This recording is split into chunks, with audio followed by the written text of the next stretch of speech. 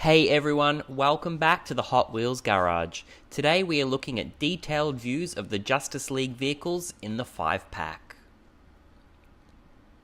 First up, we have the Batmobile in a matte black. It's almost exactly the same as the vehicle used in the Justice League, only a few minor differences, and that gun on top, it's just so awesome.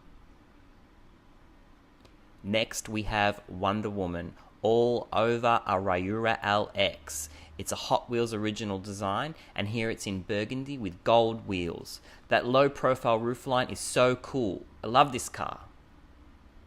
Next we see the Flash decal all over a Synchro, another Hot Wheels original design. It's a sports car, it's got a big spoiler on the back, it's a two-door, it's got a hood cut out so you can see the engine, really cool. Cyborg decals are all over a Sir Arminius Hot Wheels original design, and it's in a metallic grey. Just awesome. I didn't really like the red windows in this car, but the chrome features up front, so cool. And lastly we have Superman on a Bully Goat, Hot Wheels original vehicle.